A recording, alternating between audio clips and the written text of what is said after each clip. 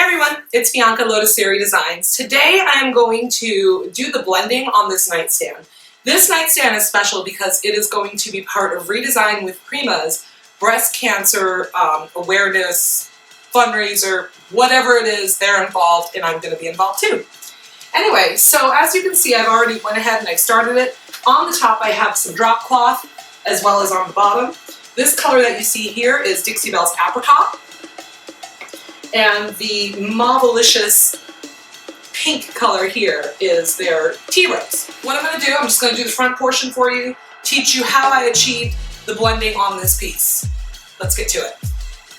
So for this piece, I'm not going to be too heavily concerned about blending it to perfection.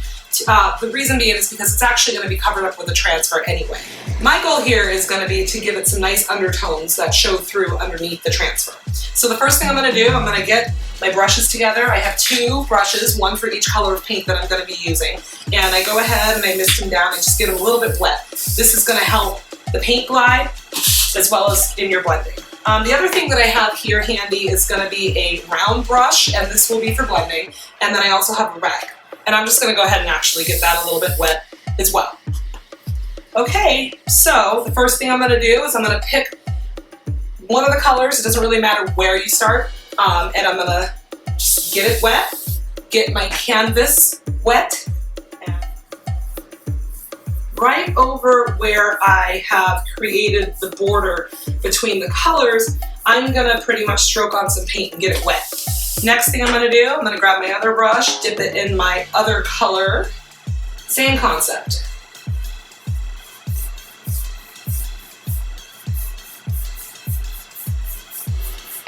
If you find that your paint isn't gliding very well, it's okay, just hose down your brush.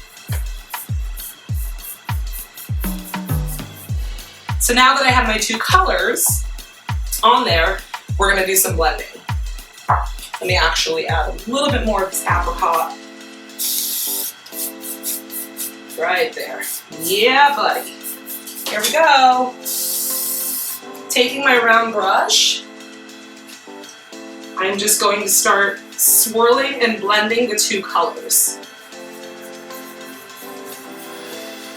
The trick here, you guys, like I said, make sure that you're keeping your piece wet. If it's not wet, you're not going to have good results. If it's dry, your paint is going to start lifting and pulling, and you don't want that. Looks pretty good. So the reason that I have this rag handy is just so I can wipe off any excess paint off of my round brush. This becomes especially important when you're blending more than one color. Okay, same concept up top.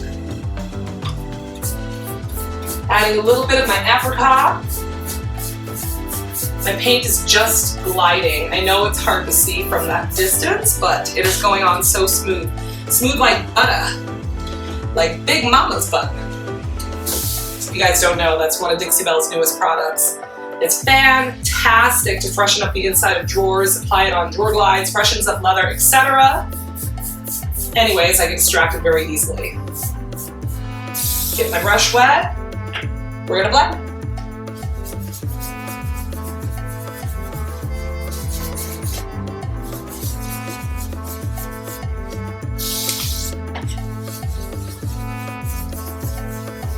And just to be clear, all I have in this mister bottle is water. A mister bottle is really wonderful because if you use a spray bottle, sometimes it can cause drippage, whereas a mister will help to contain where you're applying the water better. Pretty good. I like it. I did say I would just do the front, but that went by so fast. I'm going to also do the side for you. Pretty straightforward. Now I already have two coats of the colors on the base. And I did the two colors a day ago. It's not really necessary that you let it sit. I just did because I got sidetracked with life. Life happens, ain't that the truth? And here we go. Let's get some of the excess off of my brush.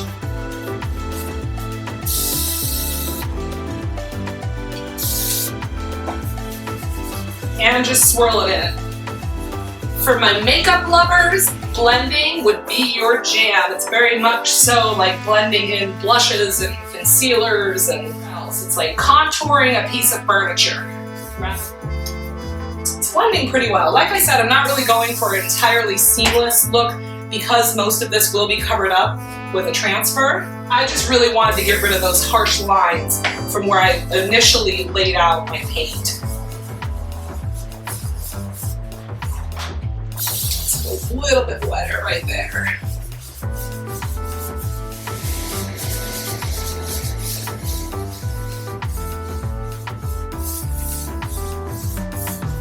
I'd say it looks pretty good, don't you think?